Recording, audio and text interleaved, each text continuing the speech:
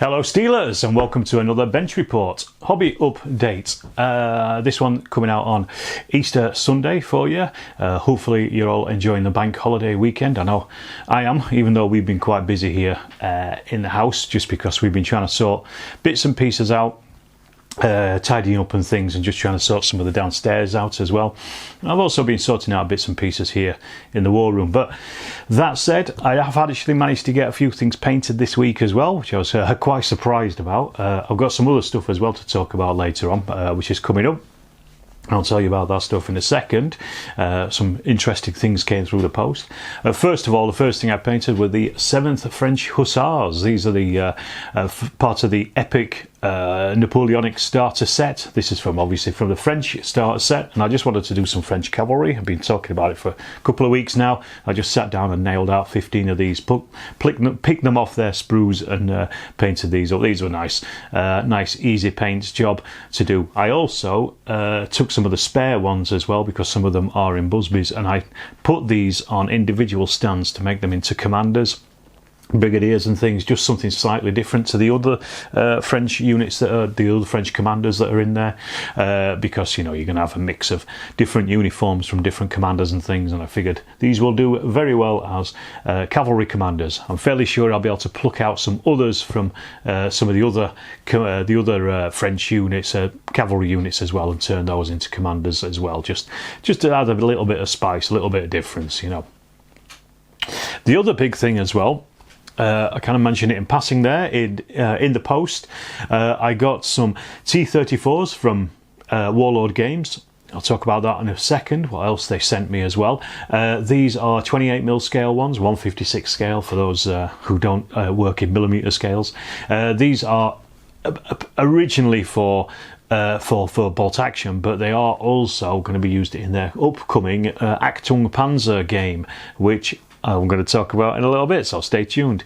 I painted these three just basically as a tester. I've also done a painting tutorial on these as well, which will be out hopefully in the next couple of weeks. I've still got to edit it and write the script and all that stuff, but I don't think that'll take too long. I've got all next week off work, so I'm going to be doing that and putting that together, along with making some other videos as well, probably based around Achtung Panzer as well. But then quickly, just to say, in the post, very quickly, I got this miniature war games. The reason I bought this, I've not bought this for years and years and years, in fact. And the reason I bought this is because, as you can see on the front cover, it says in the trenches, World War I chain of command. This was written by Dave Hussars, who I follow on Twitter. I think he follows me, Wargaming writer, I think he's called. And he's written a really nice chain of command First World War scenario, which is, I didn't know he was writing this, and I don't think he knew that I was writing one for WSA's magazine. So for those who buy magazines, you've got a double up on the old chain of command First World War rules. But this is a nice little trench raiding scenario, which I will try to play at some point because it's all there. But yeah, I just thought that was interesting. I didn't know who'd written it, but it's nice to see Dave's name in print. As much as anything else, he does a lot of writing for a lot of war games output anyway. So, but it's nice to see another chain of command game being played there. Again, I mentioned it here just in passing. I also got in the post as well. I put these all together in a box, but the Achtung Panzer tokens and cards and things. These were all sent over from Warlord Games, part of the starter set. So we've got US tank forces, we've got the British tank forces here, and their sets. I've also got the Soviet tank forces here as well, as you can tell with T-34s, and also German tank forces here as well. They've also sent all the tokens as well. I've already popped these, so these are all here. Various other bits and pieces for the game, some of the events cards and things, and also some of the, I think these are, I'm not sure what these ones are, but these are a deck of more event cards and things here. So what I'm going to do is, I'm going to talk about them too much here, but they've also sent me the rules. They sent me the rules a little while ago as well. I've just been reading them. What I'm going to do is I'm going to do a video just going through these cards, so you can see basically what you get in the game pretty close up. So it'll be a bit of a quick look at what you will buy.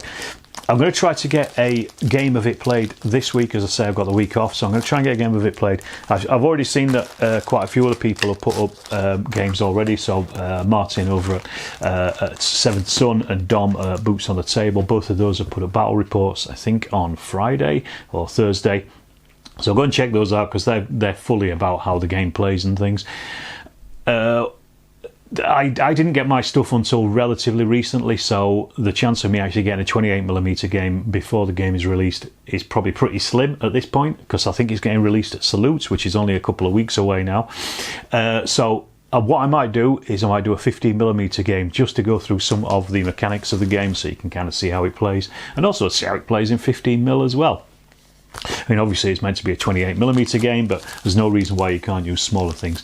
But I will make a video with these cards specifically going through to show you what kind of tanks are in some of the starter sets and what is covered in these as well, and we can talk a little bit more about the game with those. So that'll be something that's coming out later on in the week, so keep an eye out for that. And speaking of Achtung Panzer, almost called it what a tanker there.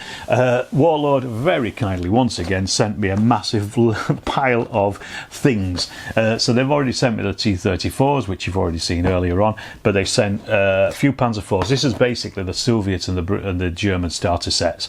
They're not in their starter sets, but this is the stuff you would get. I think you also get those plastic buildings that you get for bolt action as well, and then all the tokens and things. So basically I've got everything here. But we've got 3 Panzer IVs, which I will be painting up soon, hopefully this week if I can get it. Tiger 1, 28mm of course, Hetzer, absolutely love Hetzers, so I'm looking forward to building that one. Really, probably one of my favourite tanks. An IS-2 heavy tank as well for the Soviets, and also a KV-1 stroke KV-2 for the Soviets as well. It looks like you'd be able to swap the turret around on that one to make it into one or the other. What I'm going to do is I will make a painting video for each one of these types of vehicles as well. So they will be coming out over the next few weeks, because I'd like to say, you know, these only arrived, I think it was on Friday, just after I'd made my last video I would have included it if it had come a little bit earlier, but they just arrived on Friday, so I've really not had much chance to actually get these things put together or done with. So I've had them just over a week, and I'm only managed to get the T-34s done. So there's a lot to get through there, but I am going to get through it, and I've got, you know, more than my body's weight in 15mm stuff, so I'm going to get a game of that at some point soon. I did mention it. Salute is coming up. Just to say here, I've got this came with the Miniature War Games magazine. What is the actual date on it? 13th of April. So yeah, literally about a fortnight by the time this video is out. I'm going to be going down there. I'm going to be filming. I've already got my train ticket, so I know that I'm going. And I'm also, for the morning at least, I'm going to be helping Joe Bilton out playing What a Tanker. So it's all about tanks at the moment. He's on his amazing Stalingrad scenery, so that's going to be something that is coming up. I will be filming that and all the other tables, if I can get to them all, if I can remember where they all are. I'll be filming all those, and I'll do a show report as well for that. So that again is something that'll be coming out at some point in the future. So yeah, I'm looking forward to Salute. It's always a good day out, very tiring but a great day out. There's a lot to see, so if you are there, do come up and say hello, and we'll have a chat. Maybe not while I'm playing What a Tanker, because I'm just supposed to be running the game, so I'm going to be trying to remember rules, but it is what it is. The other thing we did this week as well, down at the club, played a game of Bag the Hun. I decided I fancied a little quick game of Bag the Hun. Took the Battle of Britain stuff down, because we've not played it since Joy of Six, I think, last year. Maybe a couple of games since, but I can't remember when. The good thing about Bag the Hun is you can just basically take everything down with you, and it's you know, it's just a single cloth. You don't need anything more than that, apart from the figures and some of the other bits and pieces, dice. So we had who we played. Dave, and Dave took on the RAF. I gave them both a Vic each of Hurricanes. We had 3 Junkers 88s, which were basically on a bombing raid. They were being escorted by 4 BF 110s, Messerschmitt 110s. Chris initially had hold of those, and then Alex came down and he helped out with Chris with when they split into 2 pairs. the Messerschmitts actually made a mess of the RAF. The RAF managed to down one Junkers 88, but I think we ended up with 2 or 3 destroyed Hurricanes by the end of it. So they got pretty badly mauled, but they at least broke up the bombing formation, if nothing else. But then the Junkers got off the table and got away. But a great game. I think everybody enjoyed it, and that's always the fun of games like that, I think. I kind of mentioned it as well, also in passing, that we've been cleaning the house and tidying things up. We've been tidying up downstairs in the cellar, just pulling stuff out, and I found some absolute fried gold. This stash of 2000 AD comics from all from about 1982 to 83. So we've got Progs 268 running through to about 336. They're not all there, but they are in what I would say pretty immaculate condition, even though they've been stuffed in a cellar for, you know, God knows how long, probably at least quarter of a century at this point, I would have thought. And I was amazed to see them.